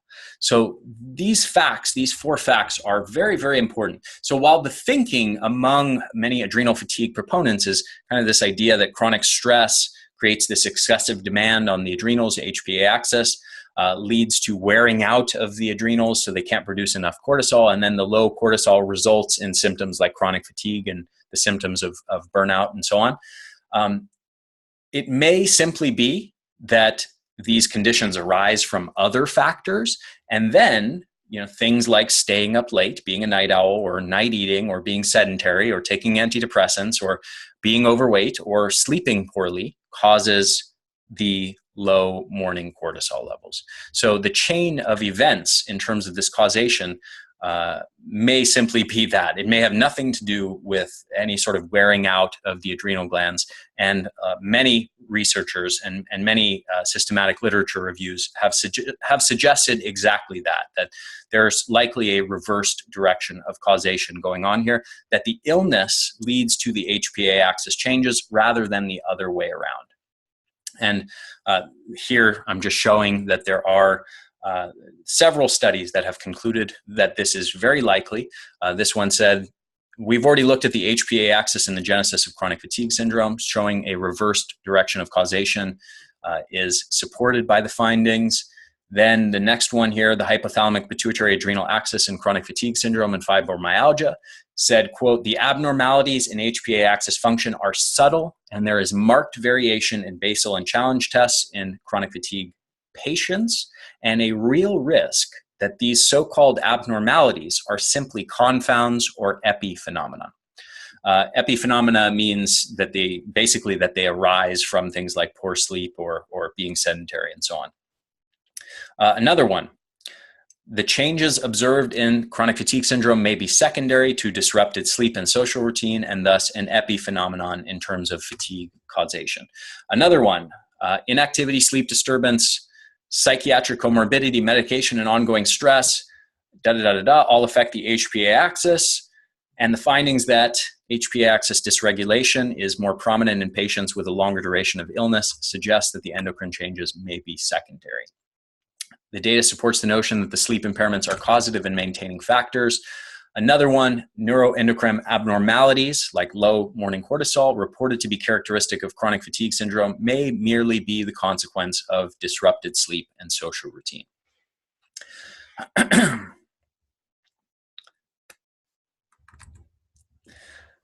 There are several more problems with the adrenal fatigue hypothesis. One is inaccuracy of cortisol tests, and there are 4 methodological errors that can lead to problems with this. Number 1 is tests that don't give the full picture of cortisol amounts. So specifically, what I mean by that is that salivary measurements measure free cortisol. That's cortisol that's not bound to a protein carrier. And this is only about 3 to 5% of total cortisol in our body at any moment. So it may be an indicator of some things. However, what it doesn't tell you is the overall production of cortisol over 24 hours by the adrenal glands.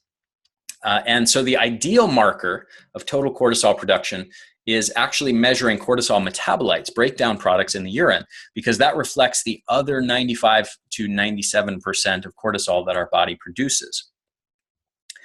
And this is according to Chris Kresser, but according to data from a lab called Precision Analytical that does cortisol testing, of the 2,000 people that they looked at, in the portion of people that had low salivary cortisol levels, only 15% of those actually had low total cortisol production.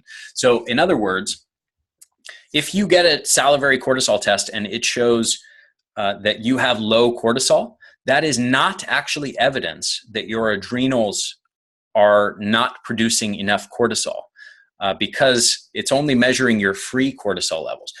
If that's the case, it is actually more likely that you actually have normal or even high total cortisol production than it is that you truly have low cortisol levels. You have a 15% chance that you actually have truly low cortisol levels and that your adrenals aren't producing enough cortisol. You have an 85% chance, and again, this is specifically in people who actually had low salivary cortisol levels. You have an 85% chance that your overall cortisol output by your adrenals is either normal or even high. Another one, to get accurate and reliable measurement of cortisol, you have to do multiple tests, either over the course of 24 hours or a whole morning cortisol awakening response. And unfortunately, a lot of the tests on the market and a lot of the tests that people are doing are only taking a single cortisol measurement, and this is just simply not valid. In addition, many labs have changed reference ranges in recent years, where they've basically narrowed their reference ranges for what they say is the normal range for cortisol levels. And by narrowing it, you're going to have more people who test as having abnormal cortisol levels, and specifically abnormally low cortisol levels.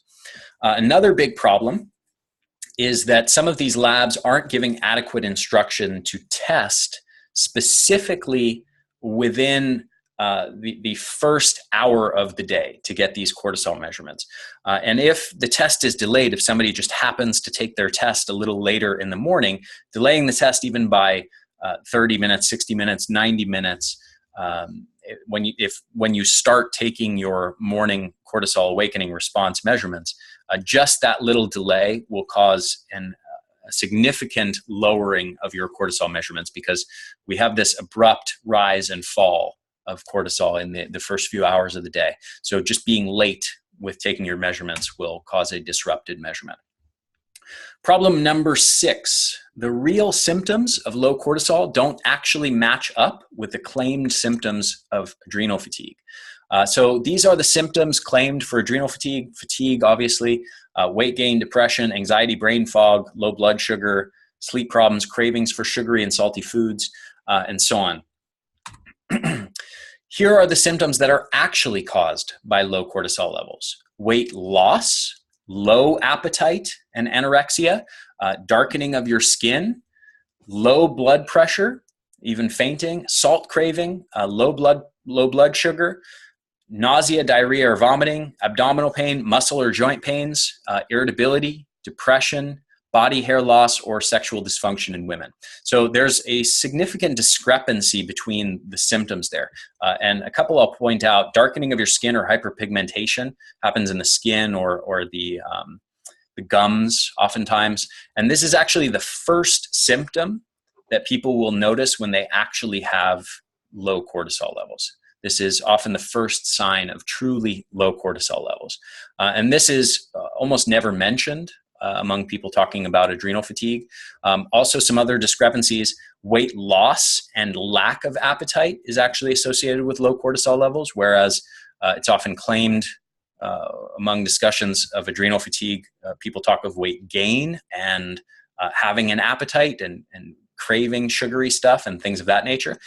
So there are a number of discrepancies here, some things in common, a number of discrepancies. And then a lot of the questionnaires online that are symptom-based questionnaires that are claimed to diagnose people with adrenal dysfunction or low cortisol levels are actually quite general symptoms. So if you take a look at some of these symptoms: are you tired for no reason? Do you have trouble getting up in the morning? Do you need coffee or soda or salty or sweet snacks to keep going? Do you feel run down and stressed? Do you crave salty or sweet snacks? Are you struggling to keep up with life's daily demands? Can you not bounce back from stress or illness? Are you not having fun anymore? Do you have decreased sex drive? So a lot of these symptoms are just very general and vague, and a lot of normal, healthy people that don't have any actual adrenal dysfunction or any cortisol abnormalities or even any chronic fatigue will answer yes to at least some of these, most likely. Like, do you crave salty and sweet snacks? Yeah, pretty much everyone does. Or a large portion of people do. A lot of people who are just overworked and a little tired, are maybe bored, not having fun. People kind of have habits of taking coffee and soda and sweet snacks. A lot of people have trouble getting up in the morning. These are not necessarily indicators of actually having any kind of adrenal or cortisol abnormality. Another fact to this point, or another point to add to this, I did a survey with my audience of people, specifically only including people with chronic fatigue. And I basically just presented the actual symptoms of low cortisol levels to them. And I didn't tell them what it was. I didn't tell them what it was about. I just presented these symptoms. And I said, do you have at least 6 of these 12 symptoms? So we're assuming that everyone already has fatigue. So that's a given. And then these other 12 symptoms, I said, do you have at least 6 of these 12 symptoms? And Here are the results. About 12.4% of those people identified with the symptoms, the actual symptoms associated with low cortisol levels. 87.6 of those people, 87.6% of those people, and I surveyed over 600 people, 87.6% of those people said that they did not identify with the symptoms of low cortisol levels. So this is just another little data point to add to this, that the actual symptoms of low cortisol levels don't seem to truly line up with the subjective experience of most people who actually have chronic fatigue. So based on all of this, what can we say about the research is on adrenal fatigue, and is adrenal fatigue real? If most people with fatigue don't actually have the symptoms of low cortisol, it doesn't make sense to attempt to explain chronic fatigue by saying it's caused by the low cortisol. This is particularly true in light of the fact that we already have seen from the actual studies that most people with chronic fatigue don't actually have abnormal cortisol levels. And if studies don't show that low cortisol levels are in the majority of people with chronic fatigue, and most people with chronic fatigue don't identify with the symptoms of low cortisol levels, it simply doesn't make a whole lot of sense to keep focusing on cortisol levels as the big factor in these conditions.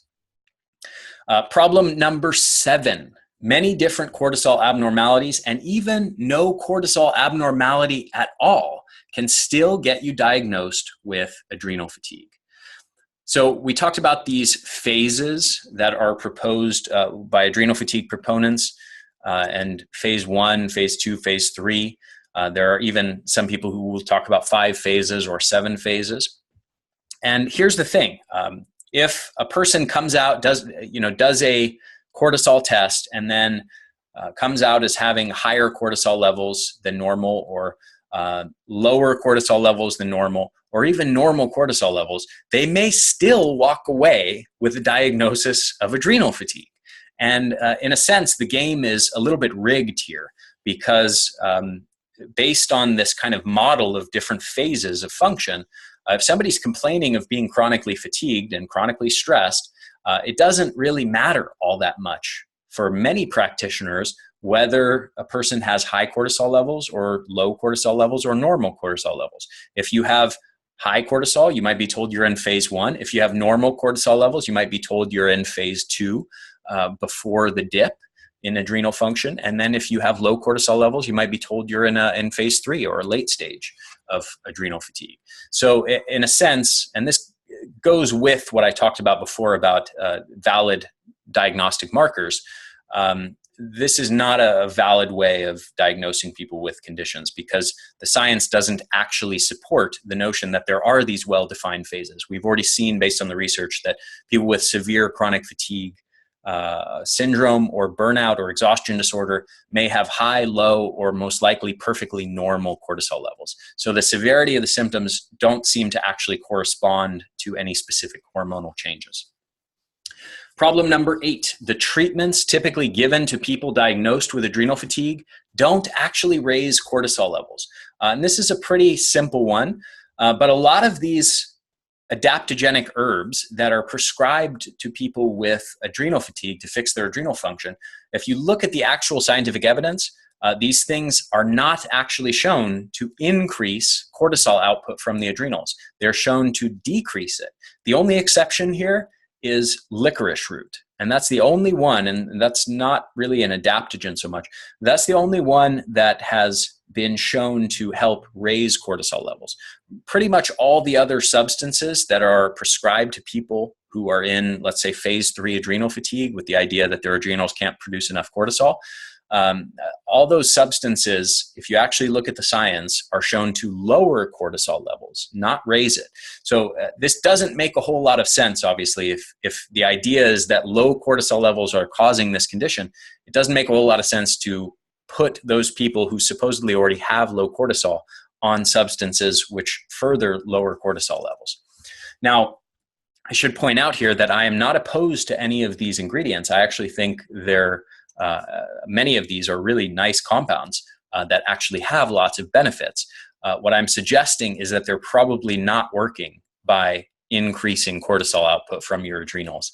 They're probably working through a number of different other mechanisms, and we know that they do work through a number of other mechanisms, mediating or modulating inflammatory and immune pathways, enhancing mitochondrial health, which are the cellular energy generators in our cells, and so on. These have a number of different effects beyond any effects they have around cortisol. Problem number 9. Most studies attempting to link cortisol levels with various illnesses and symptoms have major confounding variables that are not controlled for in the research and not controlled for by practitioners doing cortisol tests. We've already talked about a number of these. Body fat, carrying excess body fat will cause abnormalities. Being sedentary, being on many medications, whether you're a night owl or morning type, night eating and things like that. Genetics influence it. For example, if your mother or father had low morning cortisol levels, there's research showing that you're more likely to have it. Psychological traits like loneliness, for example, perceived stress is another factor that will affect morning cortisol levels. Psychiatric illness, perception of upcoming stress on the day, so work days versus non-work days, like we already talked about, and then poor sleep. So these are all major confounding variables in the research that's attempting to link cortisol levels with various illnesses. Vast majority of studies don't control for the vast majority of these variables. So just to point out why that's important, if you take a group of people with chronic fatigue, or even other diseases like heart disease or something to that effect, and you compare cortisol levels in that group of people to normal healthy people, well, you're going to have higher rates of things like, let's say, body fat, or being sedentary, or being on certain medications, or poor sleep. These are a given in a lot of different medical conditions. And the fact that a lot of these studies, the majority of studies, don't control for these is a very big problem when you're trying to assess causality. So many of the supposed cortisol abnormalities in such diseases may simply be effects of symptoms of the disease, or lifestyle factors like poor sleep, or being sedentary, or taking painkillers, or taking antidepressants, or having excess body fat and things of that nature, rather than actual causes of the disease. So, summary: 20 years of research into this, into the question of cortisol levels and chronic fatigue and burnout. 20 years of research has failed to show any type of HPA or cortisol abnormality that is reliably found in people with chronic fatigue and burnout. The adrenal fatigue theory is just not supported by the research. The research shows no clear association between cortisol levels and chronic fatigue or fibromyalgia or burnout. We've already seen some studies show low cortisol, some show high, and the majority show no difference at all. Overall, the research indicates the majority of people with chronic fatigue and burnout have perfectly normal cortisol levels. Cortisol levels are not a valid biomarker of fatigue or burnout. They cannot differentiate people with and without chronic fatigue or burnout. Cortisol level measurements are not a valid way of diagnosing people with these conditions. Cortisol levels are not a valid way of assessing the severity. We know that people with severe chronic fatigue or burnout may have the same cortisol patterns as someone who is perfectly healthy and has no fatigue at all. And that's not uncommon. That's actually the most common finding. We also know that cortisol level measurements have certain problems associated with them as far as their ability to actually assess total cortisol output from the adrenals. We also know that cortisol level measurements are not particularly useful in directing the course of treatment for chronic fatigue. And specifically, let's say you find low cortisol levels and then you decide, okay, well, let's correct the low cortisol levels with hydrocortisone or adrenal gland extracts. Well, we already know that raising cortisol levels up through those means are likely totally ineffective, and the best controlled research shows that they're no better than placebo. We also know that a small subset of people, likely around 15 to 25% of people with chronic fatigue and burnout, have a lower morning peak in cortisol levels. And this may seem as evidence for low adrenal output or something to that effect, but we also know, number one, these changes are small and subtle, not actually indicating dramatically lower cortisol in most studies. We also know that the research generally indicates that total 24-hour cortisol output from the adrenals is usually still normal, even in the people with a low morning peak in cortisol.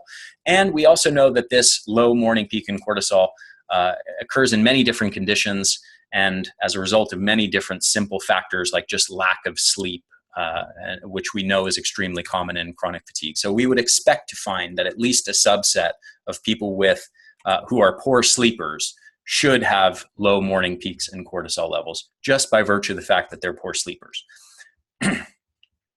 Cortisol level testing has flaws in it that need to be viewed cautiously, and you need to tread carefully as far as evaluating cortisol level measurements as an indicator of total adrenal capability of producing cortisol.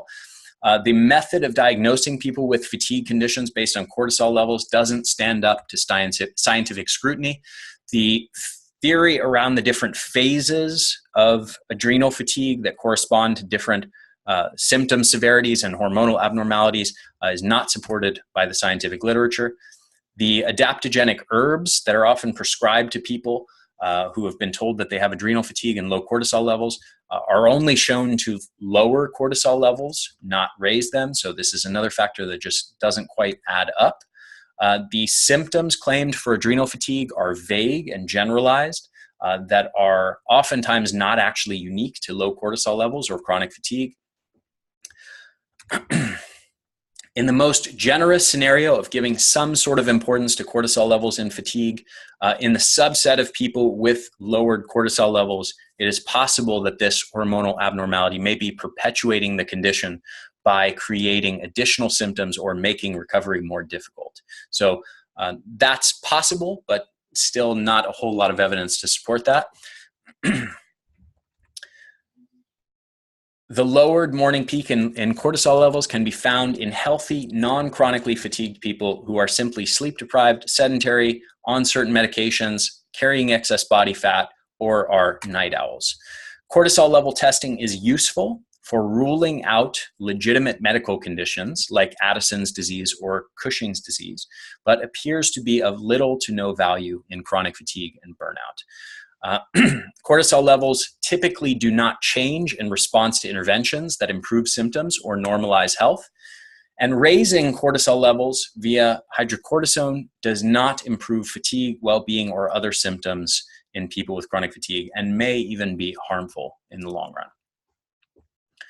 run. The evidence overall suggests that lower cortisol levels, when they actually do occur in a subset of people, are likely not the result of fatigued adrenal glands that are unable to produce enough cortisol, but that the body seems to be intentionally lowering cortisol levels, perhaps due to inflammatory and immune changes and things of that nature. Abnormal cortisol levels are not present during the onset or early stages of chronic fatigue, so they cannot reasonably be said to be a cause. Overall, the focus on adrenal function and cortisol levels by holistic health practitioners when dealing with chronic fatigue patients appears to be unwarranted and misguided. Over 2 decades ago, to sum all of this up, over 2 decades ago, the theories of the stress crash, quote unquote, or the HPA crash, or adrenal insufficiency period, or adrenal fatigue, or adrenal burnout, came into prominence. And these have become the dominant way of thinking about chronic fatigue among most naturalistic and holistic and alternative and integrative and functional health practitioners. Now, these theories were actually quite logical and appeared to make sense on many levels.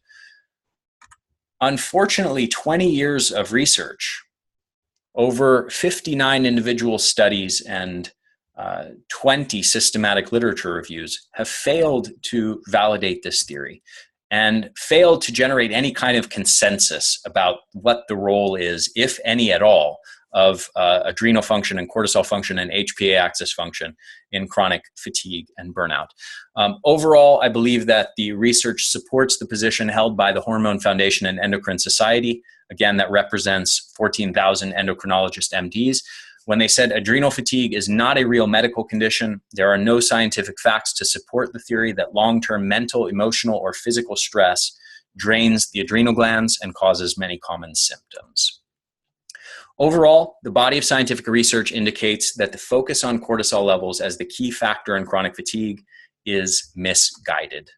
So final words here. If we're going to truly find effective answers to chronic fatigue, we must let go of our outdated concepts that aren't supported by the evidence. And I humbly suggest that if we want to make progress in helping people with chronic fatigue, we have to move beyond the adrenal fatigue theory and stop focusing on the adrenals and cortisol as though it is the central cause in chronic fatigue. So I hope you guys enjoyed this, and this was a huge amount of research, a huge amount of work to put all of this together. So I hope this has been a pleasure to hear all this or watch all this, and take care.